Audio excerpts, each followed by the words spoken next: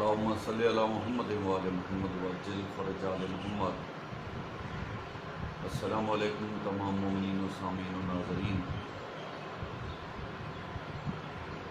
آج ہم آپ سے جناب ادریس علیہ السلام کی سوانح حیات کے متعلق چند واقعات بیان کرنا چاہتے ہیں۔ جناب ادریس علیہ السلام کو ادریس علیہ السلام کیوں کہتے تھے، وہ کس قسم کے قد و قامت کے تھے، ان کا رنگ و روپ کیا تھا، تو ایک دن سرکار علی بادشاہ اپنی فصاحت و بلاغت سے تبلیغ خدا اور تنزیل قرآن پاک Hey there. کے واقعات Subscribe to my channel. And also press this bell icon. مولا کے ایک صحابی تھے جناب حذیفہ یمانی، انہوں نے مولا سے سوال کیا کہ مولا ہم آپ سے آج ایک سوال عرض کرنا چاہتے ہیں، اور وہ یہ ہے، آپ کی فصاحت و بلاغت کی شہرت تو دنیا عالم پر مشہور ہے، لیکن لوگ کہتے ہیں کہ جناب ادریس بھی اپنے دور کے بہت ہی فصیح و بلیغ پیغمبر تھے، تو بتائیے کہ اللہ پاک نے جناب ادریس علیہ السلام کی فضیلت زیادہ رکھی ہے یا ان دیگر انبیاء اور رسل میں آپ کی فضیلت زیادہ ہے؟ تو سرکار علی بادشاہ امام دو جہاں، امام المتقیان، امام الانس والجان مسکرائے اور کہنے لگے، آئے حذیفہ یمانی، تم نے آج یہ بہت ہی مختصر اور پیارا سا سوال کیا ہے، تو جتنے بھی انبیاء اور رسل و پیغمبران کی آمد کے یہ سلسلے ہیں، یہ ایک تمثیل کے طور پر ان کی زندگی کو اللہ پاک نے دنیا عالم میں بانٹا ہے۔ اصل میں تو ان کی نبوت، ان کی رسالت اور پیغمبری ہماری ہی وجہ سے ہے۔ تو تم نے جو سوال کیا ہے کہ جناب ادریس علیہ السلام کی فضیلت زیادہ ہے یا ہم صاحبان علم، صاحبان فکر، صاحبان حکمت و دانائی جو اللہ پاک نے ہمیں سب انبیاء اور رسل و پیغمبران سے زیادہ دی ہے، تو سنو، جناب ادریس علیہ السلام نہایت ہی قد و قامت رکھنے والی ہستی تھے، کشادہ سینہ تھا ان کا، جسم پر بال کم اور سر اور داڑھی کے بال بہت گھنے اور زیادہ تھے۔ اپنے حسن و جمال کی وجہ سے جناب ادریس علیہ السلام کے ارد گرد چرند پرند انسان، یہاں تک کہ جنگلی جانور تک جمع ہو جاتے تھے،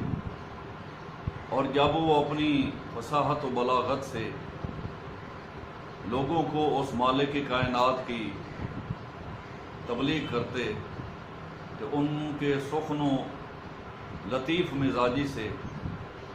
ایک فضا میں معطر مزاجی کا سما پیدا ہو جاتا تھا۔ سبھی لوگ اور سبھی جانور، یہاں تک کہ جانور آ کر ان کی حفاظت کرتے اور ایسے محسوس ہوتے کہ ان کو کوئی خوف و ڈر نہ ہوتا، اور پرندے آ کر ان کے سر اقدس پر معلق ہو جاتے اور نہایت ہی لطف سے اپنے آپ کو محظوظ کرتے۔ ادریس علیہ السلام کا معنی ہے ہر وقت اس ذات کبریا کی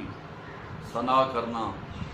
اور اپنے اوپر یہ لازم و ملزوم کرنا کہ اس ذات کبریا کی تدریس کرتے رہنا، درس دیتے رہنا، عبادت کے لیے لوگوں کو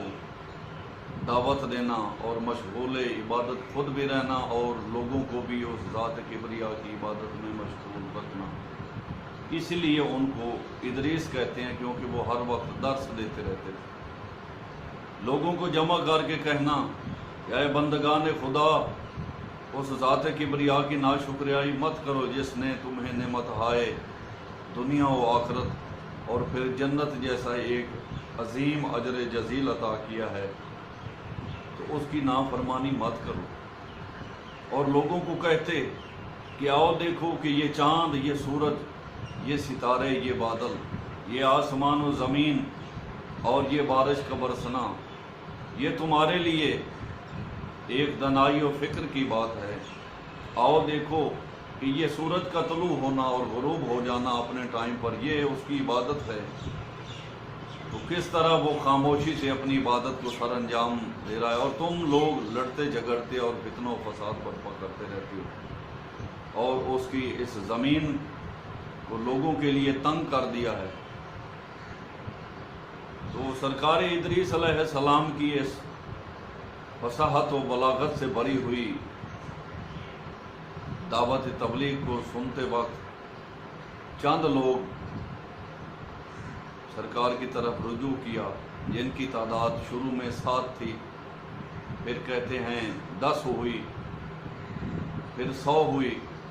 یہاں تک کہ 1000 تک پہنچ گئی۔ جب 1000 تک یہ لوگ ایمان لا چکے جناب ادریس علیہ السلام کی اس تبلیغ سے، اس مالک کل جہاں پر، تو ادریس علیہ السلام نے ایک دن ان تمام ایمان لانے والے بندگان خدا کو جمع کیا اور کہا کہ میں چاہتا ہوں کہ میں آج تم میں سے معرفت، مودت اور ولایت والے لوگوں کو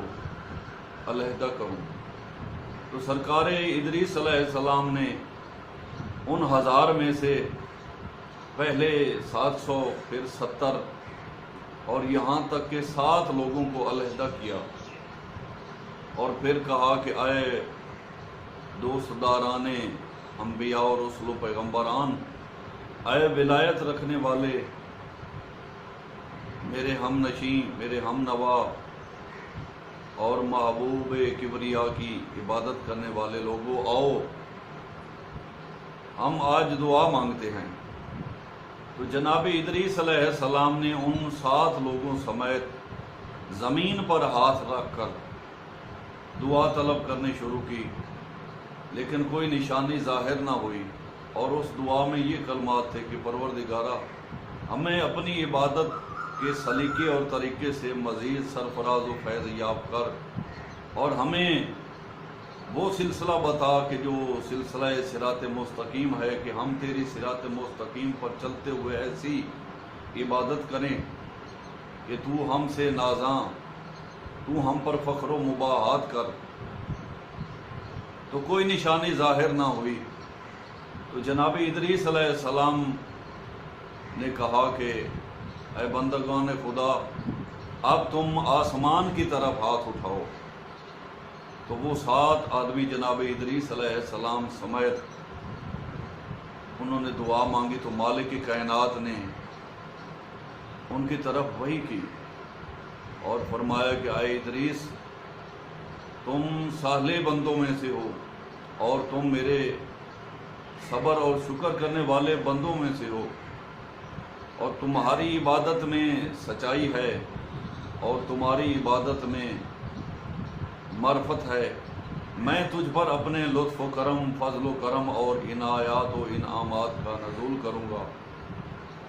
جناب ادریس علیہ السلام کا یہ ہر وقت کا، دن و رات میں عبادت کرنے کا یہ سلسلہ تھا کہ طولانی سجدہ کرنا، طولانی رکوع کرنا، زیادہ تر تسبیح و تقدیس میں وقت گزر جانا، سادہ کھانا، لوگوں سے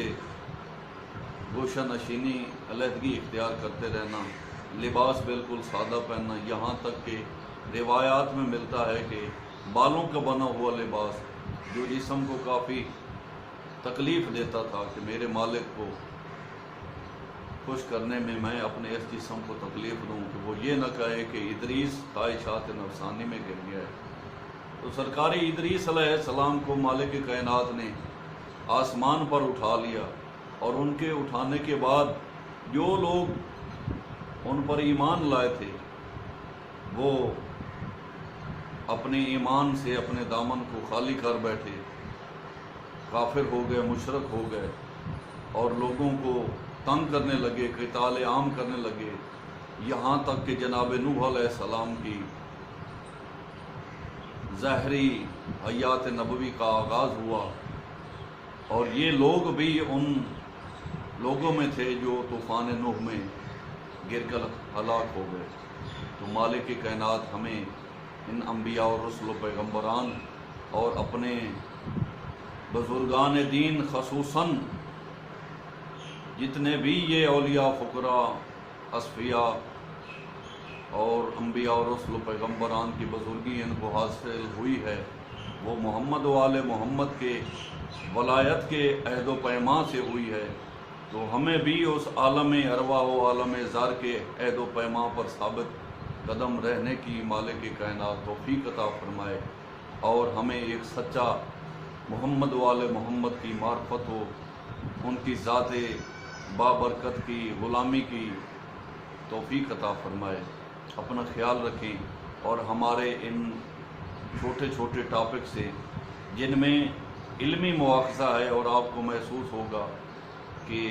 ہمارے ان لفظوں کی کچھ قدر و قیمت ہے، کیونکہ قدر و قیمت کیوں نہ ہو،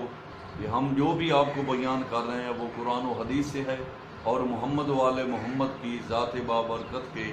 زبان اطہر سے نکلے ہوئے وہ سچے و صادق کلمات ہیں، جن کو سننے کے بعد آپ اطمینان محسوس کریں گے۔ مالک کائنات ہمیں ایمان صادق کے ساتھ اس دنیا میں زندگی گزارنے کی توفیق کامل عطا فرمائے۔ اپنا خیال رکھیں۔ اللہم صلی علی محمد و آل محمد، والسلام۔